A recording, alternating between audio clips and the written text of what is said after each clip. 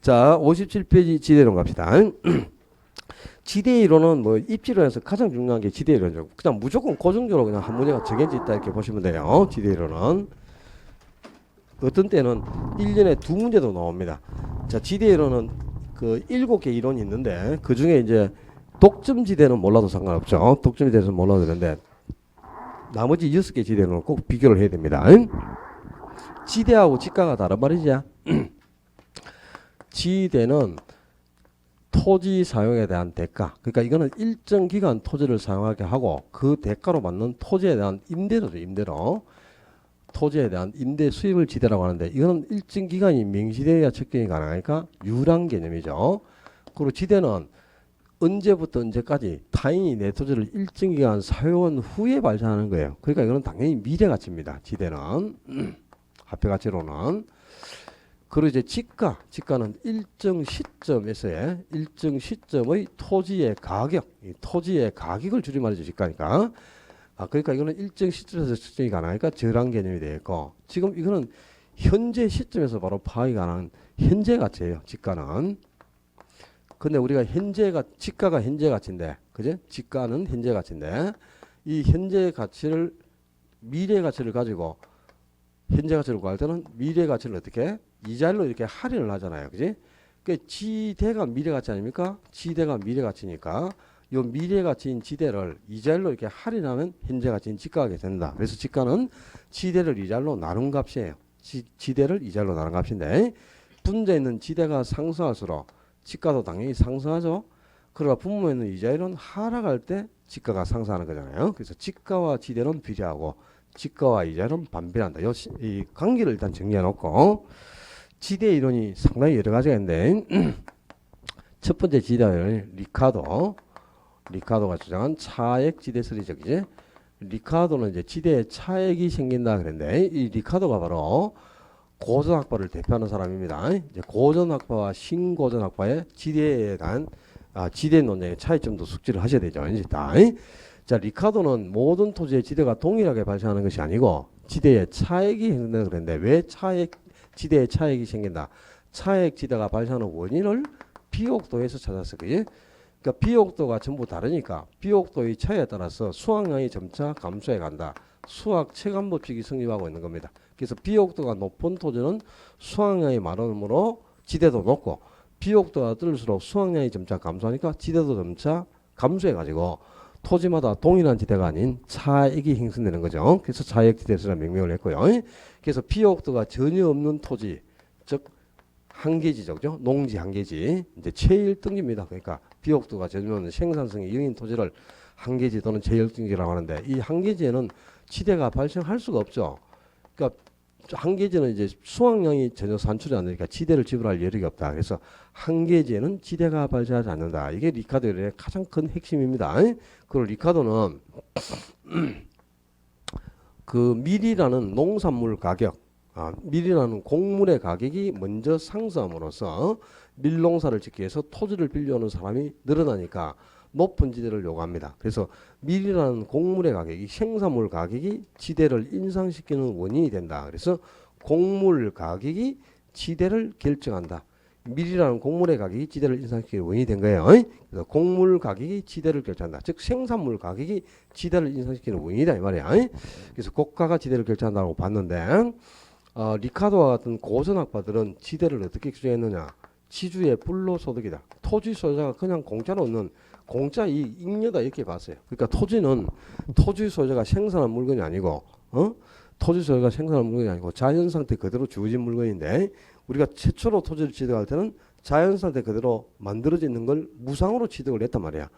근데 내가 취득할 때는 무상으로 취득해 놓고 그걸 타인에게 빌려주고 대가를 받았으니까 그 대가는 그냥 공짜로 들어오는 공짜이 불로소득이다 이렇게 보는 거죠. 그래서 이 불로소득은 그냥 두면은 형평을 유지할 수가 없잖아요. 그래서 이제 세금을 부과하자 말이에요. 조세를 토지 가치세라는 세금을 부과해서 이걸 환수를 해야 된다. 조세를 부과해서 환수하자. 그래서 이때 부과되는 조세 이름이 토지 가치세라는 세금인데 이 지대인 불로소득을 토지 가치세라는 세금을 부과해서 징수를 할 수 있으면 토지에 부과된 나머지 조세를 모두 철폐해버리고 토지에는 다른 세금이 있을 필요가 없다. 이 토지 가치세 한 개의 세금만 남겨놔도 정부가 100% 재정을 충당한다고 봤죠. 그게 바로 헨리 조지, 이 헨리 조지가 주장한 토지 단일세 운동, 토지 단일세론입니다. 자, 요거는 올해 그죠? 나중에 물론 예상 문제 만들어 줄 거야. 고전학파들이 지대를 불로소득으로 규정했으므로 이 불로소득인 지대를 조세 부과로 징수만 한다면 정부가 나머지 모든 조세를 다 철폐해버리고 토지세 하나의 세금만으로 재정을 충당할 수 있다고 주장한 학자가 누구냐? 이렇게 나옵니다. 헨리 조지. 요 조지를 기억해야 됩니다. 작년 감정평가사 문제거든. 작년 감정평가사에 출제됐던 문제는 올해 우리 중개사 시험에 반영돼서 나올 확률이 매우 높습니다. 나중에 예상 문제로 다 만들어줍니다. 이 헨리 조지가 주장한 토지 단일세론이 바로 고전학파들이 지대를 뭐로? 불로소득으로 규정했기 때문에 등장하게 된 운동입니다. 요 이론적 배경까지를 기해놓고 이제 리카도 차액지대에 정대비되는 이론이 그죠? 두 번째 마르크스가 주장한 절대지대설이죠. 마르크스는 리카도는 이제 한계지는 비옥도가 없어서 수확량도 없기 때문에 지대가 발생하지 않는다 이렇게 봤지만 마르크스는 지대가 발생하지 않는 토지가 어떻게 있을 수 있느냐? 그런 토지는 없다. 그러니까 지대는 모든 토지에서 절대적으로 다 발생한다. 왜?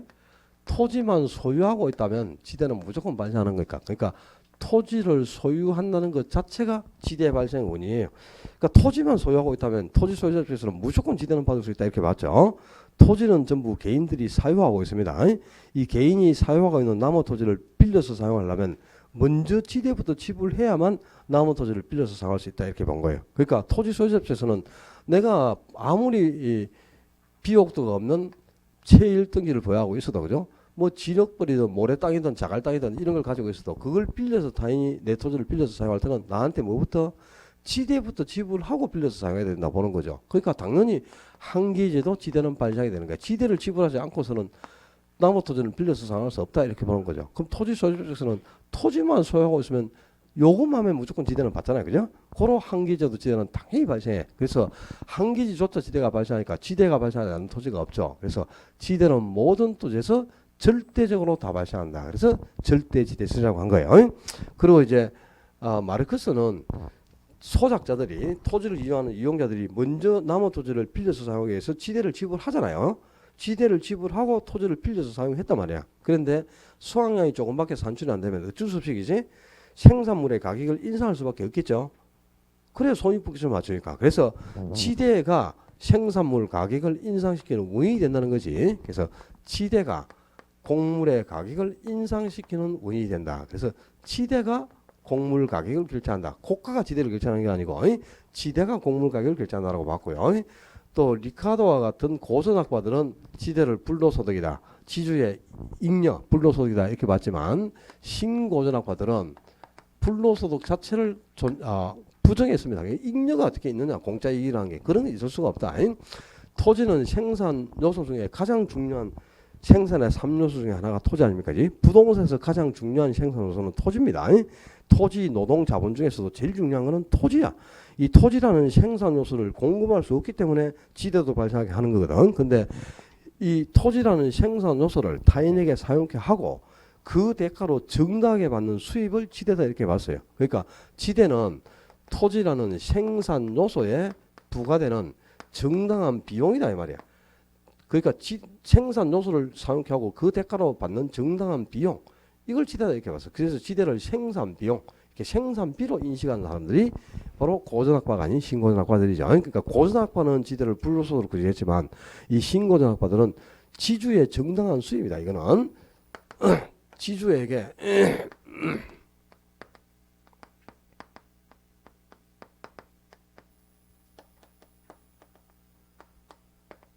이렇게 인식을 한 거예요. 그러니까 생산 요소를 사용케 하고 그 대가로 정당하게 받는 비용을 지대라고 봤으니까 이거는 토지 소유에게 상당히 보장을 해줘야 되는 거지. 왜 정부가 이걸 뺏어가느냐? 뺏으면 안 된다.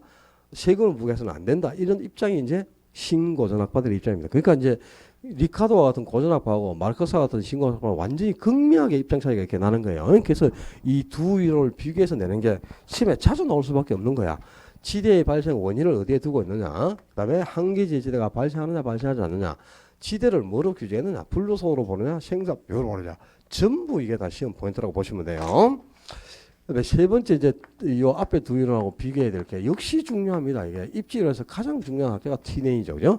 T9이 주장한 위치지대, 입지, 교차, 지대설, 입지, 교차, 지대설이라고도 하고 이 입지가 바로 위치니까 위치에 따라 지대가 달라지죠. 그래서 위치 문제를 특히 중시하기 때문에 위치, 지대설이라고도 하고 또 이 T9이 이걸 증명하기 위해서 저술한 논문이 고립국이니까 고립국 이론이라고도 하고 다 이 동의어입니다. 전부 다 같이 기억을 해야 된다. 입지지대, 입지교차지대, 위치지대, 뭐 고립국 이론 다 같단 말인데 이는 유일하게 농업입지를 대표하는 이론이에요. 그러니까 농촌사에도 이제 중심지가 있어요. 중심지가 업이나 민가 같은 중심지가 있으면 이 중심지를 기점으로 6개의 농업지대가 이렇게 동시호 모양으로 형성되어서 농자활동을 수행해가요. 근데 이 각각의 농업지대가 중심지까지 가까운 거리에 위치하고 있는지 먼 거리에 위치하느냐에 따라 지대가 달라지는데 이 농업지대가 중심지까지 거리가 가까이 있다면 농작물을 수해가지고 소비를 시키려면 중심지까지 이동을 시켜야 되잖아요. 근데 중심지까지 거리가 가깝다면 이동시키는 데 있어서 수송비를 대폭 절감하니까 이윤이 많아 소작적에. 그래서 이제 지대가 높죠. 중심지에서 가까운 거리에 위치하고 있다. 가까운 거리에 농업지대가 위치한다면 수송비를 대폭 절감하게 되거든요.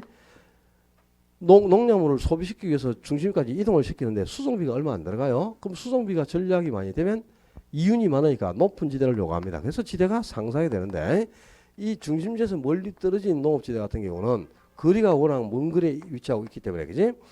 농작물을 수확해 가지고 소비시키기 위해서 중심지까지 이동을 시켜야 되는데 수송비가 급격하게 증가할 수밖에 없잖아요. 그래서 수송비를 지출하고 나면 남는 여력이 없단 말이야. 그래서 지대를 징수할 수가 없어요. 그래서 지대가 감소할 수밖에 없다. 바로 이 지대를 결정하는 가장 주요 요인이 농업지대가 가까운 거리에 위치하는지 먼 거리에 위치하는지 그 위치에 따라 농업지대의 위치에 따라 소작자가 지출하는 수송비가 달라지게 되고 이 수송비를 전략이 많이 하면 위치가 가까워서 수송비를 전략을 많이 하면 지대는 높게 산출되는 거죠. 그래서 지대는 바로 소작자가 얼마나 수송비를 전략하느냐 그게 따라 결정된다. 그래서 지대는 수송비를 전략한 값이다. 수송비 전략분이 지대다. 이렇게 규정을 했어요. 수송비를 전략하면 그 값만큼이 지대화된다. 이렇게 본 거죠. 그래서 지대를 산출할 때 이 공식 기억하셔야 돼. 지대는 전체 이제 농작물을 생산해서 판매한 전체 매출액, 매상고에서 농작물을 생산하려면 비료도 주고 뭐 인부도 써야 되고 하니까 생산비를 투입해야 돼요. 그리고 또 농작물이 수확이 되면 소비시키기 위해서 중심지까지 이동을 시켜야 되니까 수송비도 지출을 해야 되잖아요. 그죠?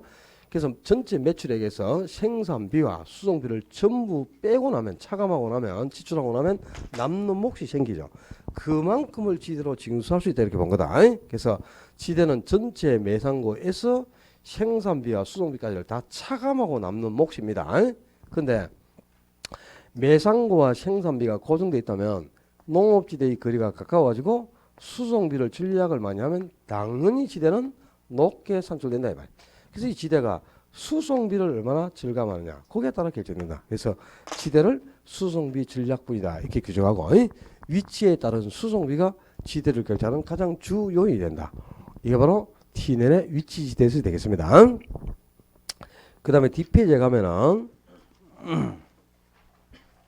경제지대와 전용수입하는 게 있잖아요. 그죠? 거기 3번의 지대론의 논쟁은 고전학파가 바로 리카도의 자역지대고 신고전학파가 마르크스의 절대지대설을 뜻합니다.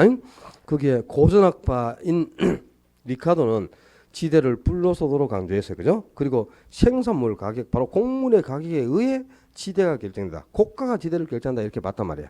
그런데 신고전학파들은 지대는 생산로소에 부과되는 정당한 비용이다. 그리고 이제 지대가 바로 생산물 가격을 인상시킨다. 지대가 생산물 가격에 영향을 준다. 지대가 곡물 가격을 결정한다. 이렇게 본 게 절대지대설 신고전학파의 입장이죠. 그리고 4번의 경제지대와 전용수입. 요것도 이제 네 번째 지대가 경제지대, 다섯 번째 이제 준지대 또 비교를 해야 되는데요. 어떤 생산로소의 총수입은 경제지대의 전용수입 두 가지를 합쳐서 총수입이 결정되는 거예요. 그럼 요 공식에서 이제 경제지대를 딱 산출해 버리면 경제지대는 생산 요소의 총 수입에서 전용 수입을 차감하고 남는 값이 경제지대가 되는 거죠. 그죠?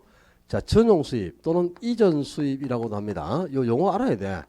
시험에 나왔으니까 전용. 용도가 전환되지 않도록 하기 위해서 생산 요소에게 최소한으로 보장해 줘야 할 최소한도의 수입을 전용 수입. 그 수입을 보장해 주지 않으면 다른 용도로 전환해 버린다. 그래서 전용 수입. 그 수입을 보장해 주지 않으면 다른 용도로 이전해 버린다. 그래서 이전 수입을 한단 말이에요. 그러니까 생산 요소가 다른 용도로 전환되지 않도록 하기 위해서 최소한으로 보장해 줘야 할 최소한도의 수입을 전용 수입 또는 이전 수입이라고요. 그 총 수입 중에서 이 전용 수입을 초과해서 생기는 대가가 경제지대고, 또 다르게 표현하면 경제지대는 총 수입에서 전용 수입을 차감하고 남는 대가. 이 총 수입에서 전용 수입을 빼버리고 남는 게 경제지대단 말이야. 그지? 근데 이 경제지대가 왜 생기는가가 중요한 거죠. 경제지대는 토지라는 생산 요소가 공급할 수 없기 때문에, 토지의 공급이 비탄력적이기 때문에, 토지를 공급할 수 없기 때문에, 이 공급이 비탄력이기 때문에 토지에서 영구적으로 발생하는 초과이온, 그게 바로 경제지대. 그러니까 토지는 또 소모되지 않는 영속성이라는 특성이 있잖아, 그지? 그러니까 지대가 딱 한 번만 생기는 게 아니거든. 영구적으로 발생하는 겁니다. 영구적으로. 왜? 토지를 공급할 수 없기 때문에. 그러니까 공급이 무궁무진하게 이루어진다면 경제지대는 전혀 생기지 않아요. 자, 토지는 물리적으로 볼 때는 공급이 전혀 안 되잖아요, 그지? 근데 토지를 사고자 하는 수요는 항상 발생해 있단 말이에요. 그러니까 이제 수요가 있으므로 공급이 안 됨에도 수요가 있으니까 총수입이 생기죠. 이게 이제 총수입인데, 지금 공급이 완전 비탄력이잖아, 그지? 그럼 요 총수입은 전부가 뭐냐? 경제지대예요. 이때는 수입의 전체가 경제지대로 구성이 됩니다. 경제지대가 이때는 100이 되고요. 그리고 전용 수입은 0입니다. 0. 전용 수입은 제로. 경제지대하고 전용 수입을 합친 게 총수입이잖아, 그지? 그러니까 그 공급이 완전 비탄력이면 총수입이 전부 뭐로 구성된다고? 경제지대로 다 구성된다 말이야. 전용 수입은 0이 되고요. 근데 이제 공급이 무궁무진하게 이루어지죠. 공급이 완전 탄력적이잖아요. 완전 탄력이면 공급이 무한 때까지 무궁무진하게 이루어진다는 거죠. 공급이 이렇게 무궁무진하게 이루어지는데 수요가 있다면 물론 총수입이 생기겠지만 이때는 총수입이 전부 전용 수입만 구성됩니다. 이때는 전용 수입이 100이 되고 경제지대는 제로예요. 제로. 이 경제지대는 공급이 안 되면 안 될수록, 즉 공급이 비탈수록 커진다는 뜻이죠. 그지? 바로 토지는 부정성이라는 특성 때문에 물리적으로는 전혀 공급을 할 수가 없죠. 부정성 때문에, 토지는 부정성 때문에 공급이 물리적으로는 완전 비탄력적이지. 그래서 토지에서 생기는 대가는 전체가 경제지대예요. 그래서 우리가 부동산 가격은 전액 경제지대로 구성된다. 이 감정평가론에 가면 부동산 가격의 특징이 있거든. 그 부동산 가격의 특징 중에 부동산 가격, 바로 이 토지 가격은 전액 경제지대다. 공급이 전혀 이루어지지 않기 때문에, 공급이 완전 비탄력이기 때문에 토지에서 생긴 대가는 전액이 경제지대로 구성되어 있다. 그런 뜻입니다.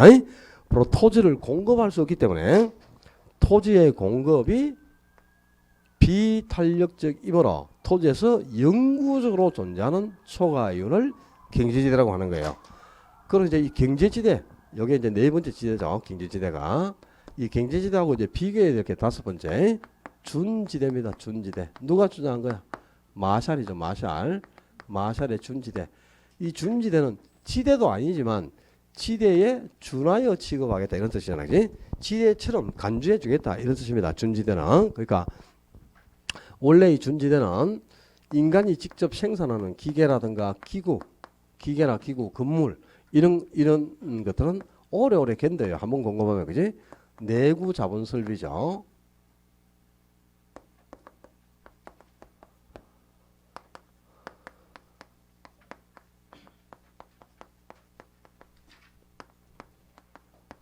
그러니까 기계나 기구, 건물 같은 이런 오래오래 견디는 물건들은 수요가 증가한다 하더라도 생산 기간이 어느 정도 있어야 되니까 즉각 공급을 할 수가 없어요. 그러면 수요는 증가했는데 공급이 이루어지지 않는다? 그러면 물량이 부족하니까 가격이 상승해서 가격이 상승한 만큼 초과이온이 생기죠. 그때 발생한 초과이온이 준지대라. 그러니까 이거는 단기에 공급되기 전까지 단기에 딱 한 번만 일시적으로 존재하는 초과이온이고, 장기에는 공급이 이루어져 버리죠. 그러면 가격이 점차 하락해서 원래 수준으로 되돌아가니까 준지대는 장기는 소멸하고 절대 발생하지 않습니다. 그러니까 이거는 단기적으로 공급되기 전까지 딱 한 번 일회성으로 발생하는 초과입니다. 기계나 기구, 건물과 같은 인간이 직접 생산하는 내구재에서 공급되기 전까지 단기적으로만 딱 한 번 발생하는 초과인을 준지대. 그래서 이거는 지대도 아닌 것이 지대처럼 보인다 해서 그냥 지대에 준하여 취급하겠다. 그래서 준지대라고 하는 거고요. 그 다음에 지대 이론 중에서 아주 중요한 지대 이론을 한 개 더 정리해야 되는데, 입찰지대 61조에 가면은 12번에 입찰지대 곡선 해가지고 나와 있는 게 있죠. 요 지대 이론에서 이제 한꺼번에 정리해야 될 게 6번째 지대 이론, 아론소가 주장한 입찰지대설인데, 입찰지대는 토지가 단위 면적이 요만큼 있어요. 토지 소유자가 이만큼의 토지를 가지고 있다. 근데 이 토지의 양은 한정돼 있는데, 이 한정된 토지를 이용하고자 하는 이용자가 무수히 많잖아요. 그래서 이 한정된 토지를 모든 이용자에게 다 이용할 수 없으니까, 모든 이용자가 이 토지 소유자가 자기 토지를 이용하고자 하는 이용자를 대상으로 이 토지를 경매에 붙인다고 가정한단 말이에요. 경매에. 그럼 경매를 통해서 이 토지를 입찰을 받으려면 가장 높은 지대를 제시해야만 경매를 통해서 입찰을 받겠죠. 경매를 통해서 입찰을 받을 수 있는 지대를 말 그대로 입찰지대라고 하는 거야. 그러니까 이제 토지 이용자가 토지 소유자에게 최대한 지불할 의사가 있는 임대료, 이걸 바로 입찰지대라고 하는 거야. 그러니까 최대로 임대료를 제시해야만, 지대를 제시해야만 경매를 통해서 입찰을 받겠죠. 그죠? 경매를 통해서 입찰을 받으려면 최소로 지대를 제시해서는 입찰을 못 받잖아요. 그러니까 최대로 지불할 의사를 갖고 있는 최대 지불 금액, 그리고 그 금액을 지불하면 경매를 통해서 입찰은 받는데 예상되는 수익을 전부 지대로 제시하기 때문에 초과이윤은 발생하지 않습니다. 바로 초과이윤이 0이 되는 수재지대. 초과이윤이 최대가 아니고 뭐 0. 토지 이용자가 토지 소유자에게 최소가 아니고 최대한 지불할 의사가 있는 토지에 대한 임대료, 최대 지불 용액을 입찰지대라 하고요. 토지는 도심일수록 지가도 높고 지대가 높아. 근데 외곽으로 갈수록 지가나 지대는 점차 하락을 해요. 그래서 이 도심의 지대가 가장 높은 지역부터 경매에 붙인다고 가정을 한단 말이야.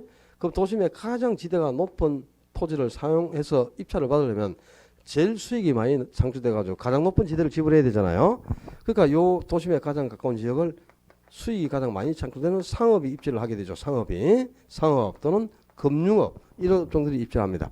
그리고 그 다음 지역을 또다시 경매에 붙이면 이제 그 다음 지역은 지대가 조금 하락을 하잖아, 그죠? 그러니까 요 다음 지역은 상업 다음으로 높은 수익이 발생해서 상업 다음으로 높은 지대를 지불할 수 있는 주거산업이 입지를 하고, 그 다음 지역은 상업 주거 다음으로 높은 지대를 지불할 수 있는 공업이 입지를 하고, 맨 외곽 쪽은 이제 지대 지불 능력이 가장 낮은 농업이 입지하면서 이 지대 지불 능력에 따라서 도심에서 거리가 멀어짐에 따라 상업, 주거, 공업, 농업 순으로 토지 이용이 결정된다 그 말입니다. 근데 요 네 개의 곡선은 각 산업별 지대 곡선인데, 이 산업별 지대 곡선의 가장 상층부를 연결해 보면, 그죠? 상업, 주거, 공업, 농업의 지대 곡선을 연결하니까 이 상층부에 포물선이 하나 완성이 됐어.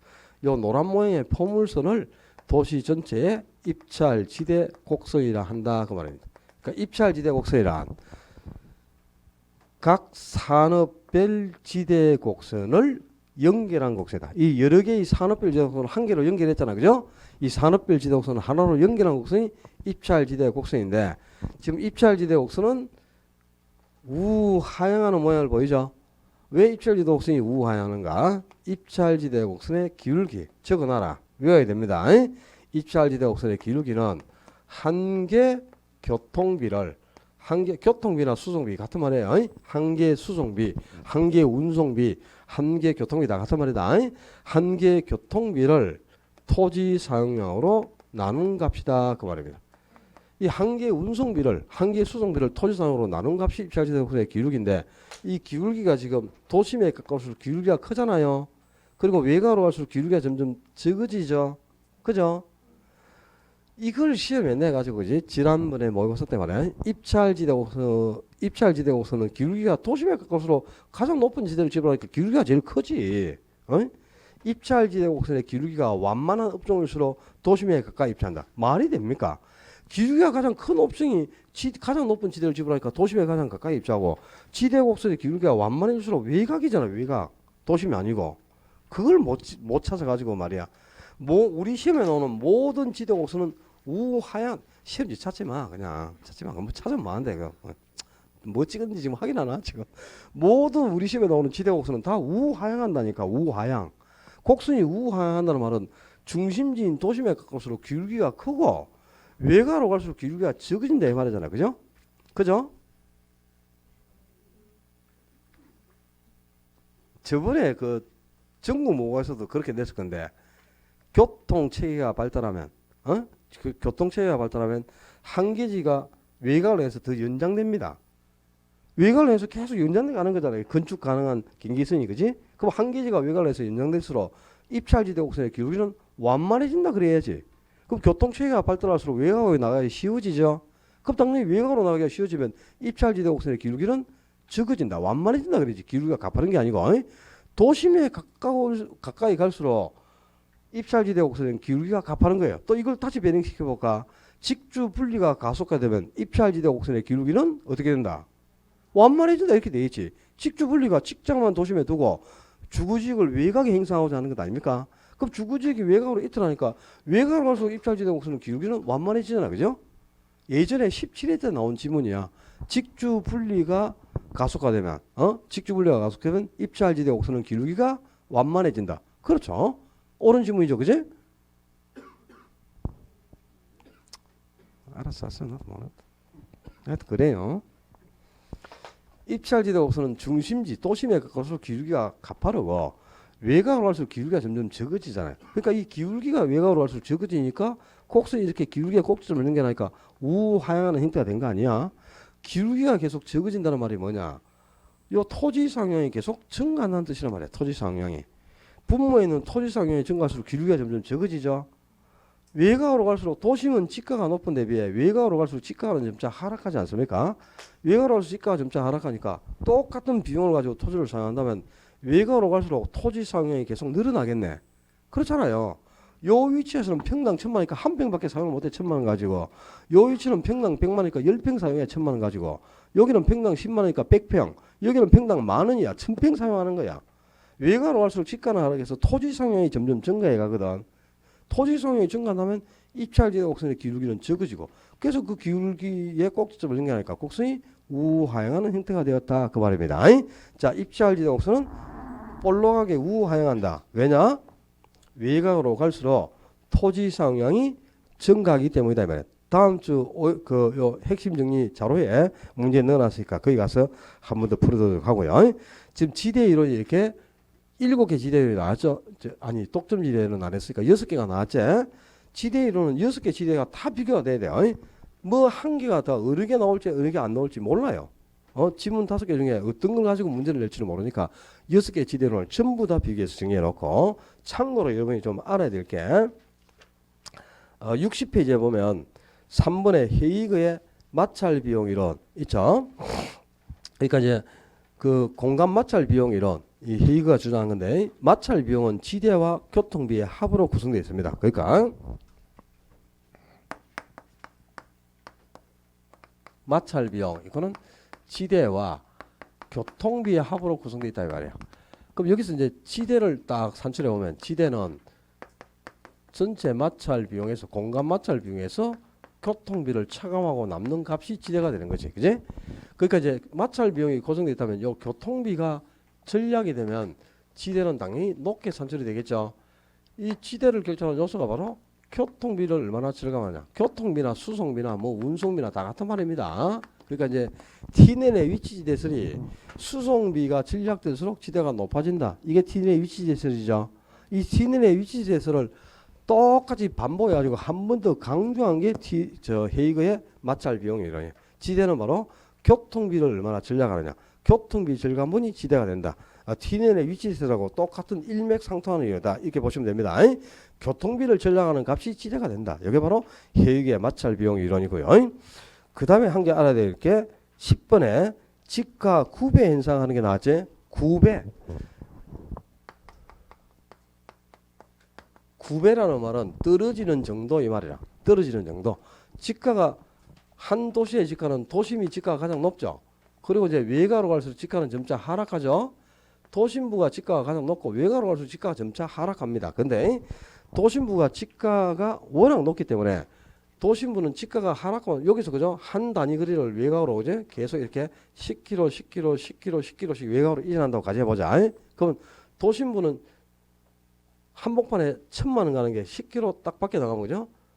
한 200, 300으로 뚝 떨어져 버려요. 그죠? 지가가. 그리고 또 거기서 10km 더 나면 200에서 더 떨어지죠. 한 100만 원으로. 100만에서 또 외곽으로 나면 50만 원. 50만에서 또 20만 원 이렇게 떨어지죠. 지가가. 그러니까 지가가 하락하는 폭도 도심이 가장 하락폭이 큽니다. 가장 높다가 조금만 외곽으로 나가죠. 조금만 외곽으로 나가면 지가가 뚝 떨어져요. 그리고 또 외곽으로 나가면 더 떨어져요. 더 떨어지는데 조금 하락하는 폭이 줄어요. 그리고 또 하락하는 폭이 또 더 줄죠. 이렇게 해서 여기서는 1000만 원 가던 게 200만 원으로 한 800만 원 뚝 떨어져 버리거든. 그리고 200에서 100만 원으로 100만 원 떨어졌죠. 100만에서 50만 원으로 50만 원 떨어지죠. 이렇게 하락폭도 외곽으로 가면서 점점 줄면서 도심의 하락폭이 가장 크면서 외곽으로 갈수록 지가가 점차 이렇게 하락해 가는 현상. 이걸 지가 9배 현상이라 한다 이 말이야. 외곽으로 갈수록 지가가 점차 하락하는 현상. 이게 지가 9배고 이 지가 9배 현상을 연구한 것이 미국의 노스 교수가 연구한 토페카 연구라는 건데요. 토페카는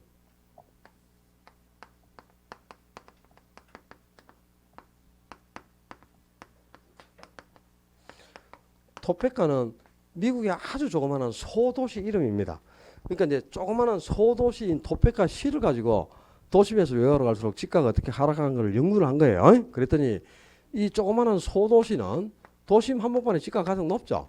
그죠? 그리고 외곽으로 조금만 나가버리죠. 한 1, 2km 나가면 지가가 뚝 떨어져 버려 이렇게. 수직적으로 그냥 외곽으로 갈수록 지가가 급격하게 하락합니다. 급격히. 조금만 외곽으로 이탈해버리면 지가는 수직적으로 급격히 하락하는 구조를 보여요. 근데 대도시도 당연히 도심에서 외곽으로 갈수록 지가는 하락하겠죠. 근데 수직적으로 이렇게 급격히 하락하지 않습니다. 지가가 중간중간에 부도심이 형성되어 있으니까 외곽으로 갈수록 지가는 하락을 하지만 부도심에서는 지가가 조금 상승했다가 하락하고 상승했다가 하락하는 거예요. 그래서 어떻게 지가가 하락해 가느냐. 지가가 가장 높은 도심에서 외곽으로 이렇게 갈수록 지가는 하락을 하는데 수직적으로 하락을 안 해요. 부도심에서는 조금 상승했다가 하락하고 또 조금 상승했다가 하락하고 이러니까 지가가 마치 파도가 물결을 치듯이 물결 무늬 모양을 이루면서 완만하게 하락해 간다. 그래서 대도시하고 소도시 간에 지가가 하락하는 구조가 이렇게 다르다는 것을 연구를 한 게 토페카 연구고 이 토페카 연구를 통해서 밝혀진 게 바로 한 도시의 지가는 도심에서 외곽으로 갈수록 점차 하락하는데 그 하락폭이 도심일수록 하락폭도 크고 외곽으로 갈수록 하락폭도 점점 적어지면서 지가가 점차 이렇게 하락해 가는 현상. 이런 걸 지가 9배 현상이라 한다. 그 말입니다. 그 다음에 11번에 생산 요소의 대체성. 생산 요소의 대체성하고 우리가 익히 알고 있는 용어 중에 토지 이용할 중에서 가장 중요한 용어가 집약도라는 용어를 들어보셨나 모르겠네. 모릅니까? 집약도 들어봤습니까? 알고는 있습니까? 생산 요소의 대체성이나 또는 토지 이용의 집약도나 뭐 같은 표현이다 이렇게 보시면 돼요. 집약도나 생산도 대체성. 토지에 얼마나 자본이 투입되는가. 토지에 투입되는 자본의 비율. 토지에 대한 자본의 투입 비율을 생산 요소의 대체성. 토지의 면적에 자본이나 노동이 어느 정도 투입되는가 그 비율이 집약도. 똑같은 말입니다. 그러니까 학자에 따라서는 그냥 달리 표현하는 학자도 있고 집약도나 생산도 대체성을 같이 보는 학자도 있는데요. 토지 자요. 도심일수록 토지가 비싸지. 땅이 지가가 높다고 그래. 지가가 높기 때문에 그지. 도심은 토지를 적게 사용하겠지. 그리고 거기에 자본을 많이 투입해 가지고 건물을 고층화시켜 가면서 이용할 수밖에 없죠. 그러면 토지에 투입되는 자본량이 많아지잖아요. 그럴수록 대체성이 커지고 집약도가 높다. 그러니까 대체성이 크면서 집약도가 높다. 집약도가 높은 토지 이용을 뭐라 그러대요? 이걸 집약적 이용이라고 그러죠. 집약적 이용. 그래서 도심일수록 토지는 집약적으로 이용이 된다. 집약적으로. 근데 이제 외곽으로 갈수록 외곽은 지가가 당연히 하락을 하니까 지가가 낮은 수준 아닙니까? 그지? 그러니까 지가가 낮으니까 토지라는 생산소를 더 많이 이용하고 자본이라는 생산소는 적게 사용하면서 농작활동이나 하고 건물도 고층 건물을 안 짓고 이렇게 이용을 하죠. 그래서 토지에 대한 자본의 투명이 적어질수록 대체성도 떨어지고 대체성이 떨어지면 집약도도 낮다 이 말이야. 이게 집약도가 낮은 토지 이용을 뭐라 그래요? 조방적 이용을 하잖아, 그지? 그래서 도심일수록 토지는 집약적으로 이용이 되고 외곽으로 갈수록 토지는 조방적으로 이용이 되죠, 그죠? 오늘도 비도 오고 하니까 막 끈끈하고 지금은 기온은 안 높은데 그죠? 습도가 굉장히 막 올라가고 하니까 좀 끈끈하고 그렇지? 덥죠? 에어컨을 좀 틀어요. 에어컨 좀 틀어주세요. 24도에 맞춰가지고 25도에 맞추면 됩니다. 24도면 얼어 죽는다요. 요 앞쪽에 바람이 오면 막 뒤통수가 실어가지고 여기에 막 머리가 얼얼해요. 근데 뒤쪽은 또 딱 덥다 그러거든요. 앞쪽이 추워 여기가 요 위치가 제일 춥습니다. 바람이 여기 이 천정을 타고 이렇게 내려와가지고 막 뒤통수를 때리기 때문에 진짜 요 앞에 있는 사람들이 막 벌벌 떨거든요. 그죠? 바람이 통하는 구석이 있고 막 그래요. 돌긴 도는데. 근데 더운 사람은 할 수 없어 그냥. 근데 모든 사람하고 다른 사람은 다 똑같이 내 혼자에만 맞출 수가 없으니까 이제 좀 더우면 벗어버려요. 제일 좋아요. 그냥 확 다 벗어버려도 되잖아요. 추우면 있고 그리고 또 여름에 또 에어컨을 안 켤 수가 없으니까 더운 사람들이 다 덥다 그러는데 내만 춥다고 막 좀 뭐 에어컨 좀 끄라고 이럴 수는 없잖아. 그러니까 숄 같은 거나 뭐 이런 거 얇은 거 한 개 들고 와가지고죠. 무릎 위에 얹어 놓고 좀 동상 걸리면 또 안 되니까 그죠? 본인이 알아서 다 이렇게 적응을 하세요. 어쩔 수가 있나 단체 시간인데.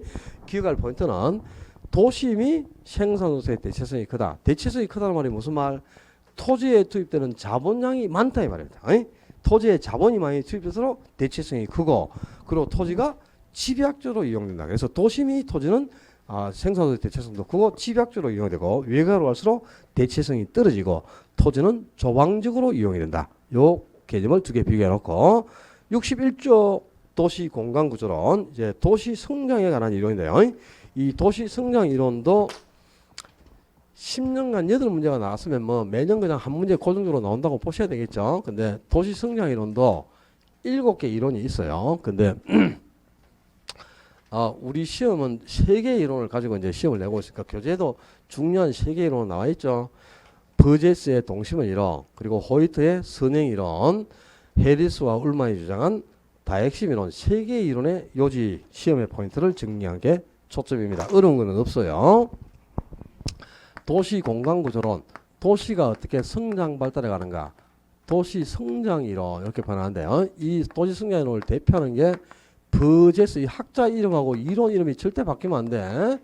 버제스의 동심 이론이죠. 그러니까 버제스의 동심 이론은 미국의 조그마한 소도시를 놓고 실증적으로 연구를 했어. 연구 대상에 든 도시가 뭐죠? 도시 이름도 알아야 돼. 시카고시입니다. 미국의 조그마한 소도시인 시카고시를 가지고 실증적으로 연구를 했어요. 근데 조그마한 소도시는 도심 한복판에 모든 기능을 다 담고 있는 한 개의 핵이 있어. 그 한 개의 핵을 기점으로 도시가 5개의 동심상으로 확대되면서 성장 발달해 간다. 그러니까 도시가 이렇게 성장하는 모양이 도시가 성장하는 모양이 동심원상으로 이렇게 5개의 동심원 모양으로 확대되면서 성장하니까 동심원이라고 명명을 했잖아, 그지? 요 지구 순서 알아야 돼. 1지구가 중심 업무 지역, 영어로 CBD. 요 용어 모르면 안 됩니다. 요 CBD가 이제 중심 업무 지역으로서 이 도심 한복판에 모든 기능을 다 담고 있는 한 개의 핵이죠, 그지? 요게 한 개의 핵, 단핵입니다, 단핵, 하나의 핵. 그러니까 도시는 이렇게 한 개의 핵인 중심 업무 지역을 기점으로 성장 발달을 하는데, 그지? 동심상으로 이 중심 업무 지역은 소도시의 심장부에 해당하는 상업지역을 뜻해요. 소도시의 모든 기능을 다 응집해 놓고 있는 상업지역을 중심 업무 지역이라고. 그다음에 이 지구가 전이지역 또는 뭐 점이지대 또는 천이지대라고 납니다. 여기는 설렁가예요, 설렁가.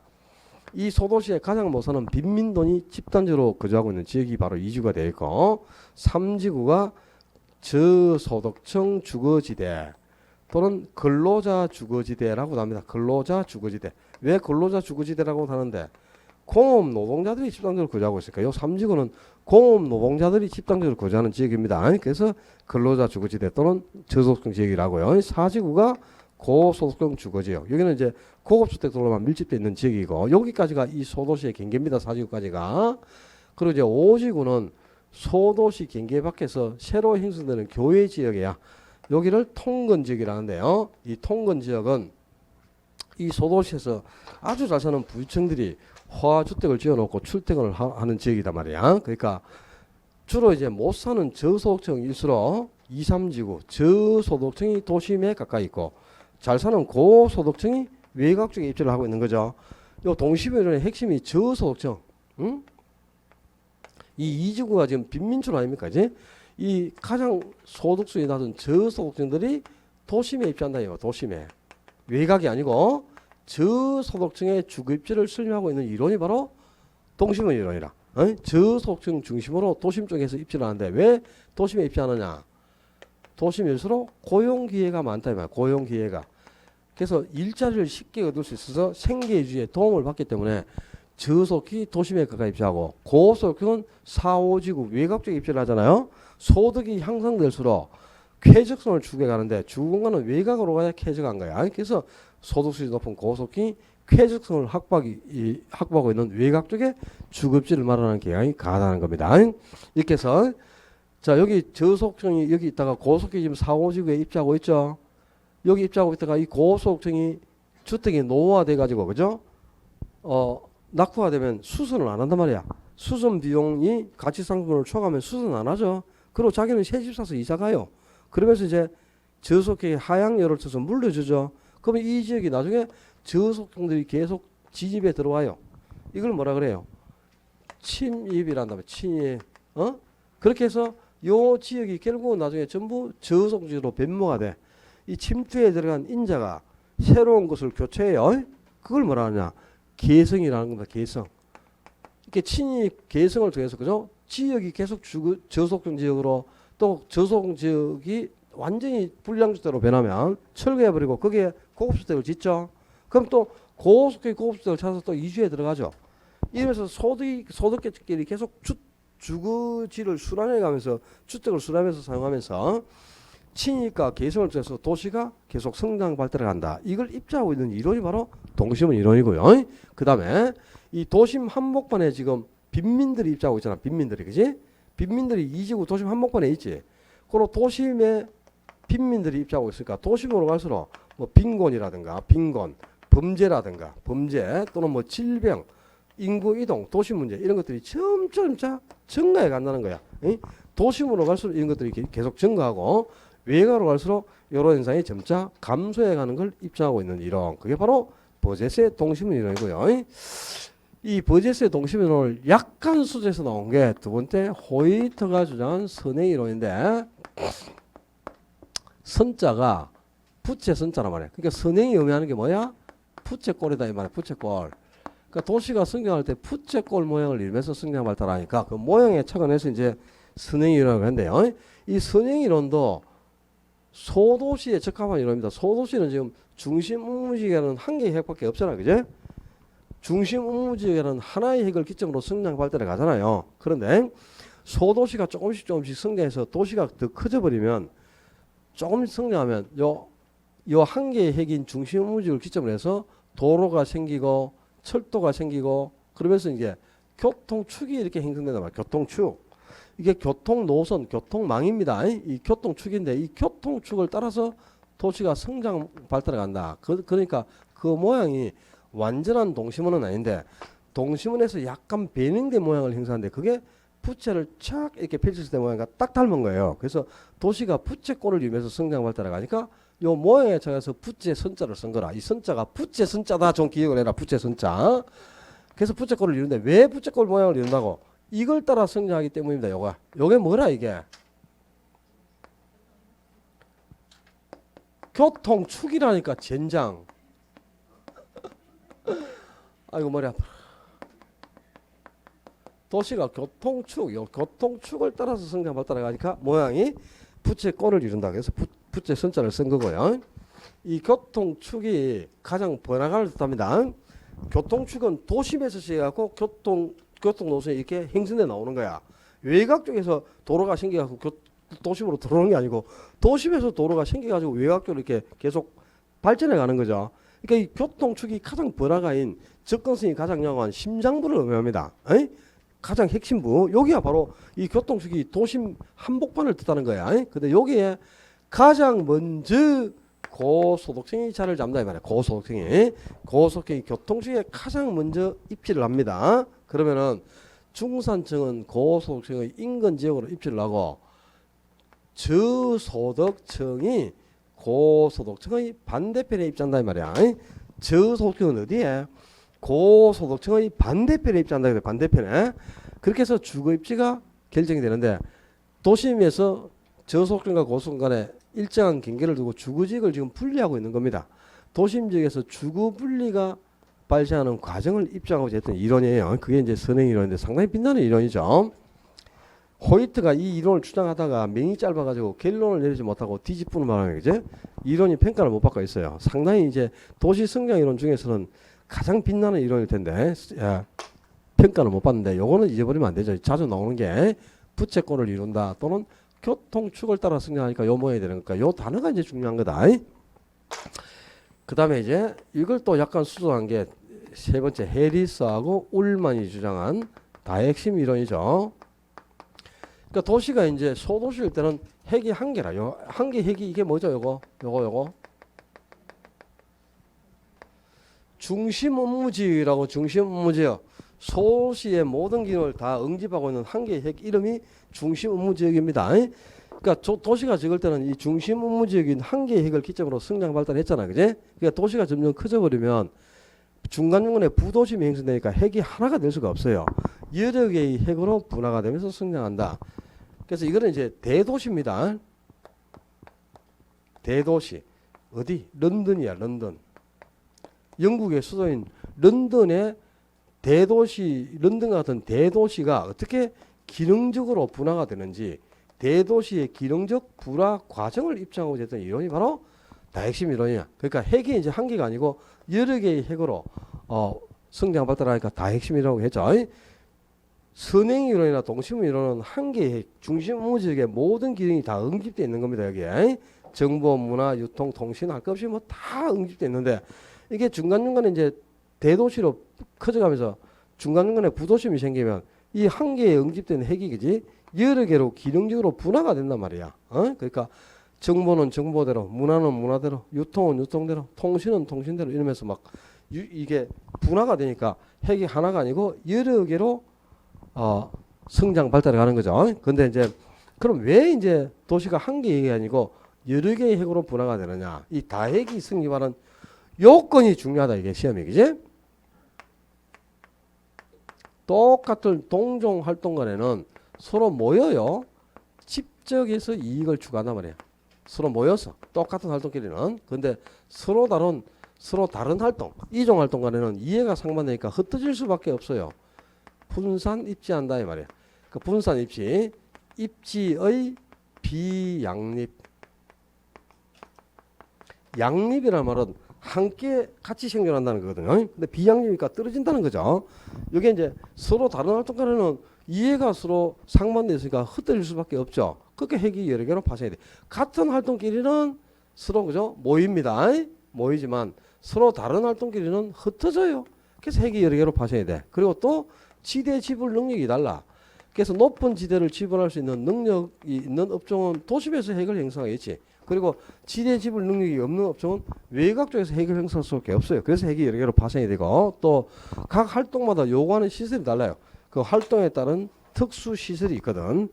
주거 활동을 하는데 주거 활동하면서 공장이 필요한 건 아니죠. 주택이라는 시설이 필요하겠죠. 공업 활동할 때는 공장이라는 시설이 필요하겠고 뭐 상업 활동할 때는 쇼핑센터라든가 그지 이런 시설이 필요한데 그게 전부 한 장소에 모일 수가 없습니다. 그러니까 분화가 되는 거야. 그래서 여러 개의 핵으로 파생이 되는데 여기서는 이게 시험 포인트라. 동종 활동 간에는 집적 이익을 추구하고 서로 다른 활동 간에는 분산 입지하는데 이걸 서로 바꿉니다. 동종 활동 간에 분산 입지하고 이종 활동 간에는 집적 이익을 추구한다. 이게 반대로 내는 게 여기 시험 포인트다. 딴 게 아니고.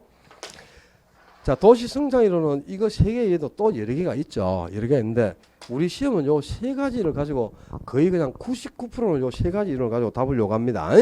참고로 이제 요 앞에 있는 세 개의 이론을 다 통합해 버린 게 시몬스의 다차원 이론. 그 시몬스의 다차원 이론은 동심원 이론하고 그리고 선행 이론하고 다핵심 이론 세 개의 이론을 통합해 버린 거다. 통합. 그렇게 해서 동심원 이론 관점에서는 도시화라는 차원, 또 선행 이론 관점에서는 사회 계층이라는 차원, 그리고 다핵심 이론 측면에서는 인구의 인종별 분포라는 차원. 이렇게 도시가 성장할 때 도시와 사회 계층, 인종별 분포라는 여러 차원으로 분화가 되면서 성장한다. 그러니까 대도시에서 더 커지면 여러 개의 핵에서 여러 차원으로 이제 분화가 되는 거죠. 그래서 이 앞에 있는 세 개의 이론을 통합해 가지고 도시는 이렇게 도시와 사회적 인종별 분화는 세 가지 차원에서 성장 발달해 간다. 그게 바로 다차원 이론이고요. 다섯 번째, 베리가 주장한 유상 도시 이론. 이거는 이제 유상이라는 말이 리본이라는 뜻이란 말이에요. 리본. 우리나라 말로 머리띠. 그러니까 도시가 성장을 할 때 종전에는 교통수단이 없을 때는 도심 한복판의 모든 시설이 도심 중심부에, 그죠? 주택, 업무시설 이런 게 다 중심부에 다 집중해 있어서 이동을 못 하니까. 근데 이제 자동차가 생기고, 그죠?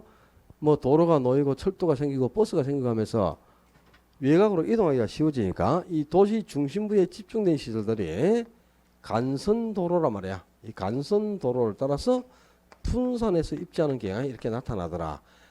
그러다 보니까 도시 중심의 집중 시설이 간선도로를 따라서 분산 입지하니까 도시가 마치 이렇게 머리띠를 두는 것처럼 리본처럼 성장 발달해 간다. 그래서 요 모양에 착안해서 유상 도시 이론을 한 거죠, 그지?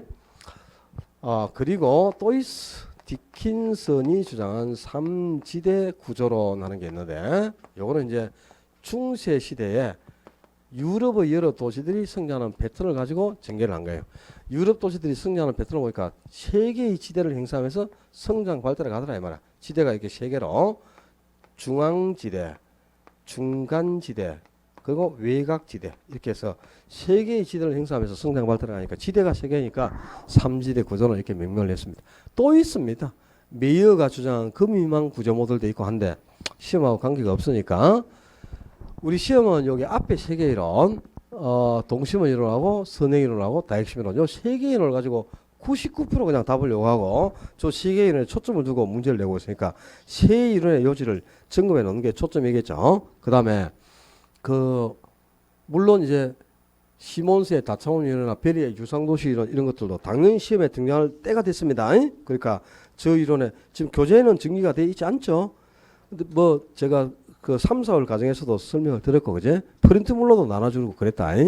또, 서브노트에도 정리가 되어 있고 하니까 여러 자료를 가지고 나머지 이론들의 요지도 좀 점검해 두시고, 63페이지에, 4절의 입지 이론, 거기서부터는 칠판 닦고 쉬었다 합시다.